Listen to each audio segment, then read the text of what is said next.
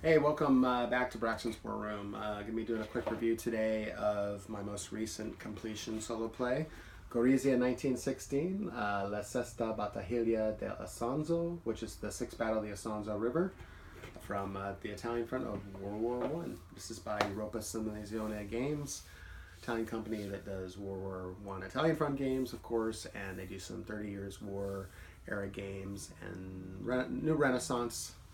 Um, Anyway, take a quick look at the components.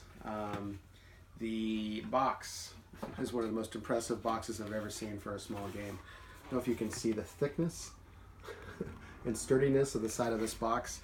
It's definitely the strongest box I've ever seen for a game of this size.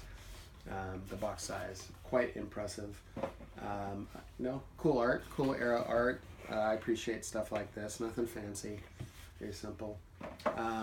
The map, as you saw in the videos, the map is very functional in the theme or the spirit of the classic SPI maps with basic color tones, basic contour lines and terrain features. Makes it easy to identify and really functional because of the counter density of this game.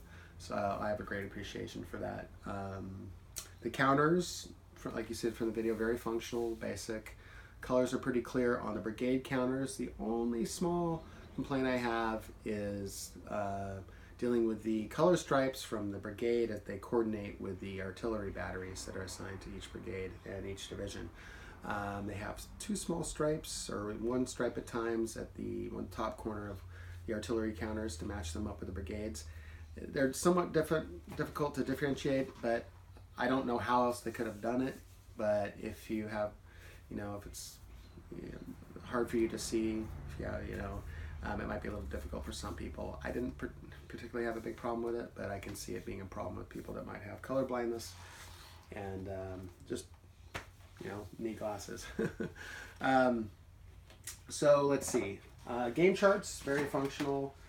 This is the assault and bombardment table. Pretty basic, nice and simple, good font, readable font. This is the terrain effects chart.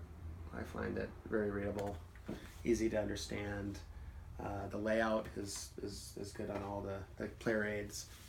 The rules I found to be great. There are only about 16, 17 pages of rules.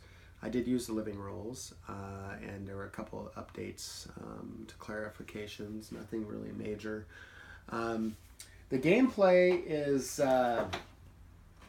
really quickly back to the rules for a game set of rules that's been translated from Italian to English. I think they did a fantastic job.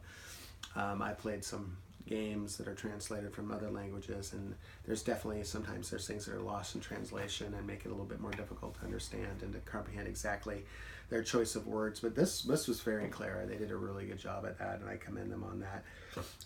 As far as the gameplay, one of the things that I really love about this game is the fog of war that's in place, which you don't really get to experience as much with solo play. But I am playing this game, two separate games right now on Vassal opposed. And the part I like about this game was the command phase, where you select each brigade, how many brigades you want, which brigades and how many brigades that you want to activate for each turn. And this is done secretly. And you can spend logistics points, which you get a little bit, a certain amount, set amount every turn, and you can keep them from turn to turn. So you make these selections in secret, and then you decide who the initiative player is. You don't even know if you're going to be the initiative player when you make these selections, so that makes it really interesting. This fog of war, I think, is fantastic. It does make some really tough decisions and forces you to think ahead rather than being comfortable in a place where you know exactly what's going to happen. I tend to lean towards liking chaos gaming and bits of uncertainty and things that go beyond my control. And this game does a really good job at that. Artillery is done well. You've got your offensive bombardment, your defensive bombardment, basic, how they work generally in games. I think they do a great job at that. It's simplified too. They don't make it very overly complex. It makes it easy to run each game turn.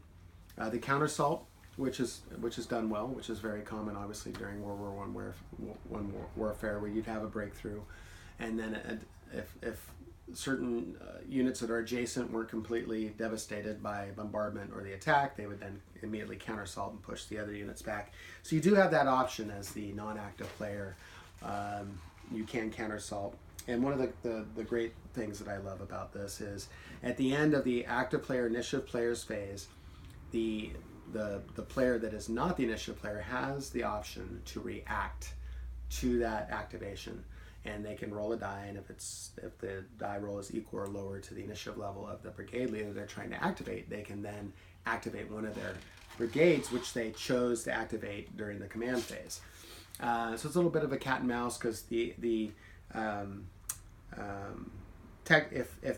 non-active player does not choose to react, then the initiative player can keep activating if they don't react. So it gives the player a chance to, all right, we're going to react to that move, rather than just kind of an I go, you go sort of mechanic, which I really appreciate. I'm a big fan of chip pull systems and things like that, so I appreciate them throwing a little bit of that variance in. It really does, the command part of this game really does make the game, and it's deciding which you want to activate, how many logistics points you want to spend. And I really think that forces you to make some really good choices. The way the game flows, you know, I don't have a problem with counter-dense games and a lot of informational counters, since you are tracking the disorganization level of each brigade, and obviously you have 2 steps for each unit. There's a lot of different specialty units, which I didn't use as much in my game. I think one, I wasn't quite sure how to use them. There's armored cars, there's bicycle units. I think if I was to play this opposed, and I think I would spend more time creating a real strategy to utilize as many units. I think the game does a great job with simulating World War I and the problem with road networks and the congestion that happen on those roads. I did mention this in my last video, how hard it was to keep the artillery up with the advancing troops. And it takes a whole, you can't move and fire during the same turn, so you really have to plan ahead, and alternating your batteries, who you're going to activate with what brigade on this one turn, thinking ahead, all right, if I move this other group the next turn, then they'll be ready to fire on the following turn. So that makes it, you definitely need to come up with some decent strategic planning, which I didn't do a very good job on. I tried, but so many things going on and trying to play both sides, I made a lot of mistakes. Aside from that, I had a great time playing the game. It's definitely the kind of game that I enjoy. Some people may not like the lack of maneuver. And the other game from the system, Storm Expedition, does have a lot more room for maneuver. So if you like World War I Italian Front, everybody tells me that this is the game to play. But I'm kind of an oddball when it comes to stuff like this. I like fiddly games. I'm a big Great Battles of History fan, so I don't mind that kind of gameplay. Some people may, though. Aside from that, I can't think of anything else to mention that I didn't already talk about in my videos.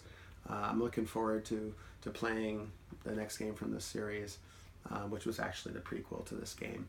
And it's pretty exciting. I dig it. Hoping to play this eventually opposed, face-to-face. I think it would be awesome. It probably would take at least a full day, probably more, to do it, just because there's so much going on and so much that's being involved. Aside from that, I think that's it. I'm not sure what I'm going to be filming next. I do have Drive to Paris that I have to get started on again. I'm hoping to get some videos up on that pretty soon. But as far as my second game I'll be soloing, I'm not quite sure yet. Probably something World War I, because I'm still on the kick, World War I kick. We'll see how much more longer that lasts. I'm loving it, though. All right, that's it. Thanks for watching. I will see you next time. All right.